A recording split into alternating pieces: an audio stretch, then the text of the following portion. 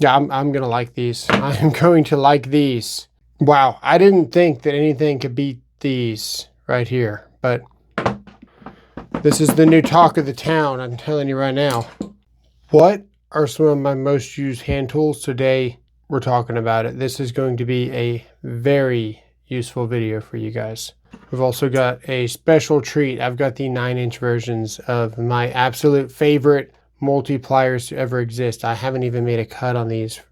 So we're going to compare these directly and see, are these something special, or are these purposely small and kind of a multi-tool and perfect already because they're tiny and just more usable in general because of their size? Or is this an absolute game changer because they give us more leverage, but they do everything perfectly? We're going to find out. This is my take on this right now. These are great.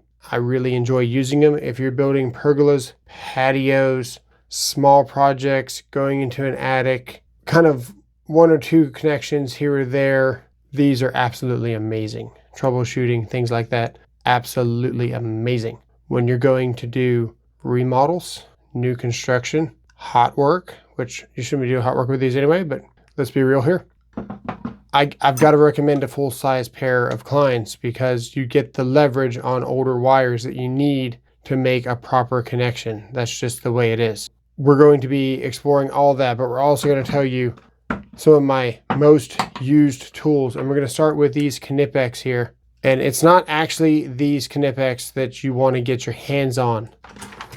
It's actually these Knipex. Now, these are the originals, and we're going to compare these directly. First off, you're going to notice that this button sticks out more than the originals. The handle grip is slightly different, where you get more grip on the newer version, but that's a good and a bad thing. When I hold these here like this and I'm beating on them, because these get beat on, they get abused on the job site, it's more comfortable to not have my finger in the middle of a grip, and this is a wear and tear point now. That's my professional opinion on that. Once you open them up and you're using them and you're actually using them, you still wind up on that middle kind of what I'm going to call a wear point. These here, your finger just rests on the metal, no problem. When you open them up, your finger still rests on the metal, no problem. Plus the button is smaller. The advantages of these, the quick adjustment is that you can slide this up, and then once you lock it, it locks. But we've all been doing this for years. So that's my professional opinion on the Knipex Cobras. That's the model number there, 8701 250s. 250 is the 10-inch size, I believe. These are the ones to get. Hard to break. Been beating on the same pair of Knipex for years. Total abuse and no problems. So there you go. Oh, one more thing. This piece here also sticks out slightly less. So when we're talking about wear and tear, all this comes into play. So see there, that's pretty much flush. See here, sticks out slightly more. So minuscule details, but 3 details add up to one giant miss on Knipex's part. Yeah, they've got that feature, but I personally don't need it. This is the one that I recommend. Next up, probably the most useful screwdriver that was ever made is this Klein flip bit. This is perfect in every way. Insulated multi. I banged this like a nail into wood just to see how the tips are, the strength. Of course we broke this thing, but that's not the point. We were trying to break it. It's how the tips held up. They are just fine for what you're doing. You can buy more when you wear them out. And being able to have all these tips on you with 1000 volts and interchangeable is huge. But what's really awesome is how small these are. So you use for little prying tools. You can spin these very quickly when you're removing device covers. It's very gentle, it's very lightweight, and I find myself using these without the handle just as much as with the handle, especially for just quick tightening things like that. So this is a very useful set. The only thing that can make this better is if we had a C1 or an ECX bit attached to this. Unfortunately, we only have Phillips and flathead. Perfect sizes, by the way. I believe that's 3/16 cabinet, and then this would be the number 2 Phillips. We've got the 1 and 2 Robertson squares, and they're perfect for terminating. These are very well thought built tools right here.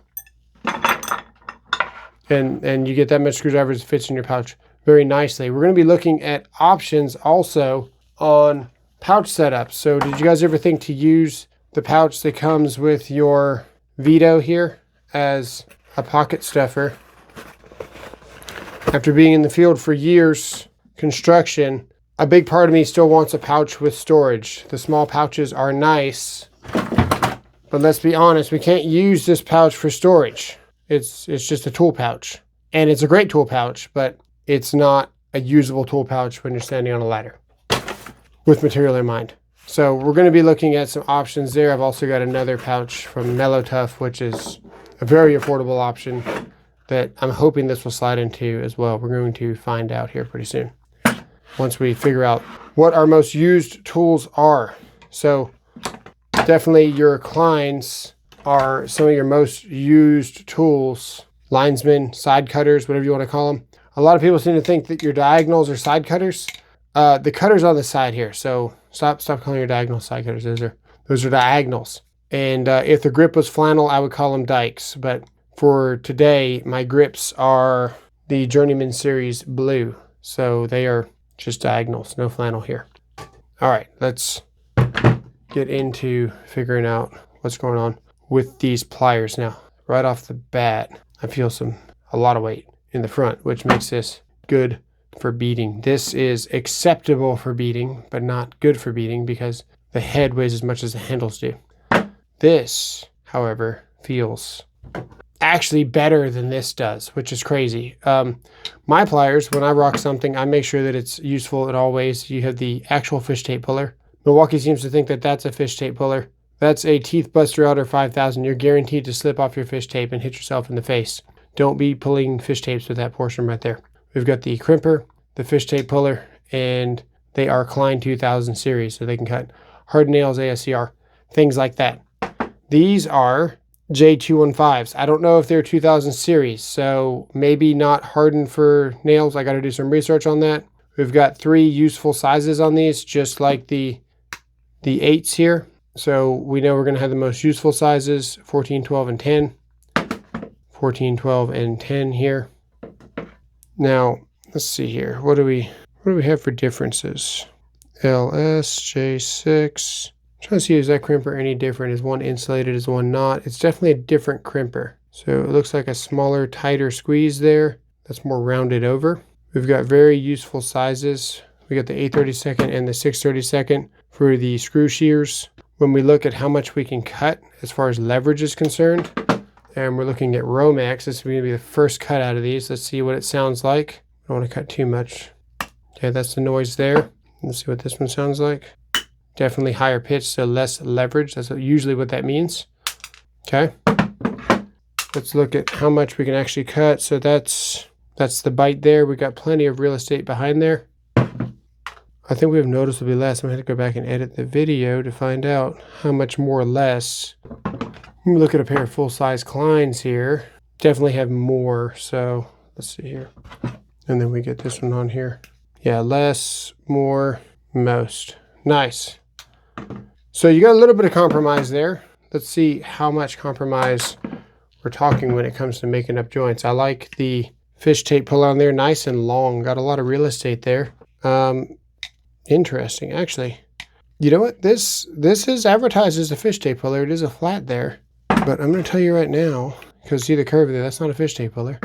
This is what I'm used to when I see a fish tape puller. When I got these, I thought to myself, damn, these don't have a fish tape puller. That's so strange, but they're calling that a fish tape puller. But you look, this is what I'm used to seeing for a fish tape puller. This flat coming all the way down here, and then your fish tape runs down flat here. You're not trying to pull a curve on your fish tape. It's straight more, has more grip in 2 places, and then runs straight down. So this is a true fish tape puller.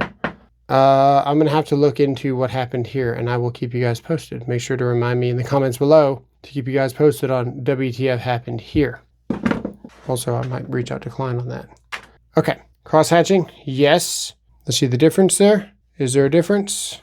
Yeah, I'm going to like these. I'm going to like these. Oh my goodness, I cannot wait to strip something. Let's see. Let's see the dexterity here. So we got some conductors in there. Let's see if we can, I'm working through the camera as well, so conductor in there. Okay, let's go straight for the number 12 strip right there. Is that number 12? Let's check if that's number 12 before I do it. Let me see. Number 12 solid. Yes, it is. Let's see.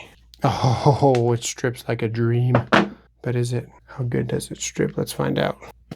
Wow. It actually strips really nice, guys. This is a huge win. Klein did not send me this. Klein sends me stuff sometimes. I got something very special coming to the channel that I absolutely cannot wait to show you guys. It's huge news, but I can't talk about it. Unreleased stuff. So can't wait. Can't wait to show you guys that. That's a huge win. Let's see some makeup here. We're going to use just whatever we got here. So we got some, that's number 12. Okay. And let's give it a cut. What's the cut feel like? Oh, they flip nice too. Yep, they flip. So what's the break-in like? What's going on with the break-in, okay? You guys want to know about the break-in. They say, well, you got to break these in. Well, these just arrived at my doorstep, brand new. And you know what I did? I did this about more than 500 times.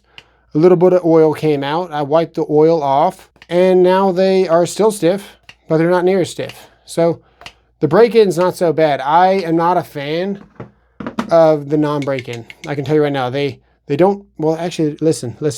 No, you can't hear it. But the pre-broken ones seem to have more play. And these have absolutely no play at all. Oh, look, there's the oil that I was talking about. Just keep doing this and wipe it off with a rag, usually. Okay, let's get some cuts. Strip it in here. Strips like a freaking dream, dude. Let's cut it flush. Okay, let's see the makeup. Working through the camera, of course. Makes it very difficult to see what you're doing.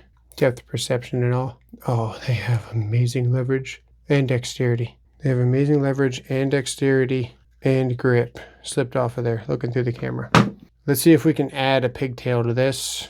Now, when you add a pigtail, a lot of people think that you want to bring this up here. The most important thing to do, sure, up here is important, but the most important thing to do is to start down here where you get some grab. So you want to start way down here at the beginning of the connection and lock it in early. And then you want to twist it in. So let's see what that's going to turn into.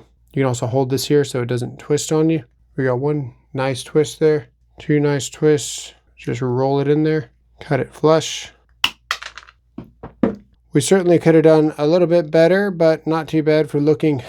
Let's see the difference of the 8s here. These are the 8s, noticeably less leverage, a little bit clunky. You can definitely feel the compromise now. The compromise is setting in. I can feel it. This is crazy. Let's, yep. Oh my goodness, I can feel it already. It still has okay dexterity. They lack the leverage, man. I'm having to squeeze a little bit harder on the backside here. Don't get me wrong, they can still get the job done, but they are lacking leverage like crazy. So the 9s here have a lot more strength, a lot more leverage. That's the noise there. Let's listen again. Nice, yeah. These are a knock out of the park. Wow, I didn't think that anything could beat these right here, but this is the new talk of the town. I'm telling you right now. You try those, it's game over. That's actually going to change my loadout because these strip so good and now they actually make up joints. It completely changes my loadout to a different tool. So in the past, I've talked about these Milwaukees because they strip really nice and they are needle nose. I no longer need something to strip really nice. I no longer need something to cut my screws to shear, and I've gotten more leverage now. So I think I'm going to go with actual needle nose pliers now. Might need to do a separate video on this, but we've got these needle nose, which are full size. They give you good leverage, and they are cross-hatched here. Are they cross-hatched? These are not cross-hatched. And then, of course, we have an actual cross-hatched, nice cross-hatched, angled needle nose from Knipex here. Good for fishing, things like that. Awkward to put in a tool pouch, but hey, if you're using needle nose, man, you need them for awkward situations. That's what needle nose are made for. Knipex makes some very nice tools, there's no doubt about it. We might try rocking these. I've also got a pair of Weehaws that I'd like to get my hands on, and let's try those out. So these are the Weehaws here. They have an angled cross hatching, so they're not going to slip either. And they are actually beautiful. I really like these. This is usually my go-to. Might explore these. These are kind of awkward for a pouch, like I mentioned before. Both are going to be good choices. There's no doubt about that. Usually I wouldn't talk about needle nose for every day, but because we're going to retire these, because this stripper's so good, we're going to have a pair of needle nose. That's what makes these amazing. That's kind of the mentality here. I really wanted to only carry these, but I couldn't because they didn't have enough leverage. So as much as I wanted to only carry these, I didn't want to be a hypocrite and say, oh, these are the greatest things ever. They're great, but they're not as good as full size when it comes to remodel work, things like that. I had to carry the strippers and the needle nose combination because it made sense in combination with this. So now if we look at these tools and the size, we're somewhat downsizing to skinnier pair of needle nose and more all-in-one. And then this is just more useful in general because you're cutting and you're stripping as you're doing it. There's a little bit more wisdom that I'll throw your way. Now, if you're an absolute pro, you already know that you can't beat a pair of strippers like a true pair without having this hole here. So these certainly they did not have it. These don't have it, those don't have it, those don't have it. You need a true pair of strippers if you're going to be doing this exclusively. You can't beat the level of speed when it comes to making a loop. If you're new to the trade, you should absolutely have a true pair of wire strippers. All right, so we got knives. You guys know I like Klein. This is the flip knife, but the blade's not changeable and you got to keep a sharpener and blah, blah, blah. So while this is a very fun knife, very effective and useful, you need something that you can change the blade out on, and you got to have something with blade storage. If you don't have blade storage, you run into a situation where you have dull blades, and you can't afford to have dull blades because dull blades are the most dangerous thing that you can have in your arsenal because you're pushing harder. This one's completely empty. Fantastic. This is a knife that is my go-to. So hard to beat the original Fastback. You guys know I don't like Milwaukee hand tools. Credit where it's due. They nailed it. All the other replicas, all the other copycats, this is the original one. They did it right the first time. And it's just the one that is the most reliable. That's my opinion. The DeWalt one's fun. I wanted to like the DeWalt one, but look where you got to hold your thumb here to throw this out. Freaking missing the blade too. So you got to throw that out like this, and you don't have full control of your knife. This here, you got a good grasp on it. Thumb goes behind here to hold it, and you just flick it out. It works well. Klein has a design that's very similar, but credit where it's due, man. I'm rocking the Milwaukee. All right, now for some tape measures. When I talk about tools, I like what's actually going to be around. So the Crescent Night Eye is a very nice tape measure. Can't go wrong with it, but the availability in it actually staying around, I don't know. I know DeWalt's not going anywhere. I know these guys aren't going anywhere. These guys make a pretty decent tape measure nowadays. Wasn't sure if I liked it or not. I like the shrinkage and things. It's got the numbers on there, so good for apprentices, things like that. It's got a decent magnet on here. And so far, so good. Heard good things, heard bad things, but you hear good and bad things about everything. I've been rocking this one. It does just fine. What's my ultimate recommendation? This DeWalt. You can pop the magnet off. So a lot of people think, oh, well, you gotta have a magnet on your, well, if you've ever done industrial, a magnet is the last thing you want to see on your tape measure because all that shrapnel just collects on this magnet. If you're cutting steel, you don't want a magnet on your tape measure. So this is the ultimate winner for me, is the one that you can take the magnet off, and then it's got numbers on the back side too. So when you turn this measure upside down, no matter how you flip it, you can read both sides. It's really clear. It's got good protection on it. And yeah, this is the one that I recommend. This is the 16 Tough Series. Hard to beat this tape measure. Get 16 because you only got a strap every 10 feet. You get a 25, have it in your car, have it in your box with everything else, but carry on a 16. You don't need all that extra weight, especially if you're running pipe. That's my professional opinion there. Again, now for the bits, what's the one to choose? These are the ones that I recommend. It's going to be DeWalt. It's always going to be DeWalt. DeWalt makes some of the best accessories for your impacts, your drivers, whatever you got. This one here has the knuckle so you can get to the fan screws that are flush against your ceiling. Legendary magnetic capabilities here. Same thing with pretty much all the new DeWalt bits have very, very good magnets. So this is what I recommend. It's not Milwaukee. It's the wheel's okay, a little bit bulky. It's not any of those other brands. It's going to be the DeWalt's. This one's very, very good. The new compact Milwaukee came out, and the only thing that it's missing is a quick insert, but let's be honest, you're probably almost never going to take this thing off. So it stays like this. It has plenty of power. It drives Tapcons, it drives cell tappers, it drives cell tappers through boxes, through bar brackets, all the way through and through without even hitting the factory holes. It has all the torque you need as an electrician, I promise you. You make sure you steal the black tech screws from the sheetrockers though, or the wall framers. This thing is kind of perfect. It's got the best power to weight, and this is the one that I recommend. It's way better than anything Milwaukee has made in the past. We'll see how long it lasts, but yeah, get the 12 volt new compact from Milwaukee. It's actually amazing.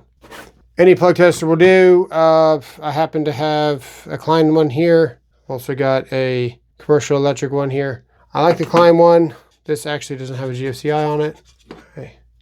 One of my car does. I go through these like crazy. So I don't really have an opinion on them because I break them all. So I'm an electrical inspector and I'm constantly plugging in and out of receptacles all day and pushing this damn button. What I can tell you is that they work, sure. On the fence about this one, this is changeable. So if the tips mess up, you just switch it out. But I believe that if you just get the flathead or the Phillips by itself, you can't beat the forged tips on this. But this is legendary. You don't need a drill, taking out devices. It's very fast. It's fun to use, honestly. And it's just good. It's just good. It's the hand tool that works. That's almost as fast as a drill. By the time that you reach for your drill and you've already got this on you, you're done. This is a great tool. Don't ask me what it's called. It's the offset screwdriver. There you go. Interchangeable. Most of the stuff should be linked in the comments below or in the description. This is good. I recently added this to my list. I didn't want to add it to my list, but we did. This is my recommendation. Don't get a ratcheting screwdriver. It just flips itself into the modes that you're not ready for, especially while you're trying to use it. If you're actually really trying to use it, you're going to be bumping the ratchet all over the place. If you're just using it for ratchet stuff and you're just lifting a box and you're not going to be like really wrenching on something, sure. But ratchets are starting to piss me off lately. So I'm done with ratchets for a little bit until otherwise noted. Until further notice, whatever you want to call it. Otherwise noted is a term for plans and paperwork. Okay. Code talk. Got all the sizes that you need. Tapcons are ready. Bit storage. More bit storage. Great for EDC. Great for chandeliers, ladder work, things like that. This is a good option. A good option. I'm not going to say it's the best. It's the one that I'm currently using. I want to know. I got to know. Does this fit in here? Because if it does, I'm telling you right now, I'm going to cream my panties. Oh, good God. Uh-oh. Uh-oh. That's, oh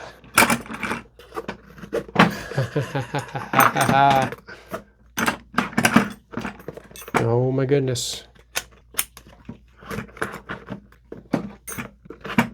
Uh-oh. This is going to be great. Or better yet, I'm a pro, like I told you before. I'm gonna use the full size strippers. You just can't beat them, dude. And the Kleins are great because they're small, and these things go up to number 6. You can get some to go to number 4. These are great. The Crocs are good too. These are great. They disappear in your pouch. That's why they're great. All the pros know. All the old school guys know. These things disappear in your pocket. They just work really well, and they're very light. They don't take up any space. Put them anywhere. Always got them on you. The small Kleins are just the original, just OG, just great. Okay, we are creating a force to be reckoned with right here. Now, like I said before, I do like this option because it just works. It works really well.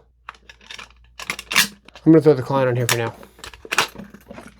Like I said, I like the Klein, I like the DeWalt, I like them all. Seeing how tight that is. I wasn't actually trying to put that in there, but I want to know how tight that's getting. That is viable bit storage that doesn't fall out. Now the only thing is, where are we going to put this? And I think we can slide this in right here. Got to train it a little bit, of course. But this thing's rarely going to come out. I'm going to tell you why this is great. So we can get this all the way in here. There's your bit storage there, ready to go. Like, it's just ready. So you got everything right here that you pretty much need. Plug tester might not fit, but I like that. And then of course you add the Mad Pack to it, which is legendary in itself. So let's get the pad pack. Did the strippers make it in here? They did not. I've got a whole pouch up here that we haven't even tapped into. Very tight with this setup, but the organization is really good on this pouch right now. So we take the Mad Pack here. This thing makes anything a tool belt. Quick pouch, what do you want to call it? It was already a tool belt. That slides in there. Like that. Snap that around there. And then this thing just slides right on. I'm not going to snap it on there, but that's what it's going to look like on your pouch. It takes all the stress off of one single point, which honestly helps a bunch. It really does. Let's look at the other option. The other pouch has more space. I just want to see what it looked like in that Mellow Tough. I do like it. Ultimately, I would carry less tools. I don't have my ring down on there, magic. Honestly, I wouldn't load this up this much, right? I wouldn't need the needle nose for every situation, all that stuff. This one here, that fits right in there. We've got room for actually wire nut storage, things like that. This would be better for building actually on a ladder, chandelier, something like that. You got spaces just to throw tools. There's kind of nothing better than to have a spot where you can just throw tools down in between using them. You're always pulling out that same tool and you don't feel like finding the exact slot that it goes in. Just throw it in that empty pouch for now. You're going to be grabbing it in about 5 seconds and everything still kind of has a place to where it's going. I don't like turning channel locks upside down, but if you're not using them, what's the harm? If you are using them, don't present me like all these other damn tool channels. Don't present me an option to hold my channel locks upside down. That's the only method of storage. That's BS, man. I won't even get into it. I won't even get into it, but it's bullshit. Yeah, you guys get the point. There's a lot more storage in this. I don't want to beat a dead horse with it. Let me know what you guys think in the comments below, and we'll see you guys in the next one. Thanks for watching.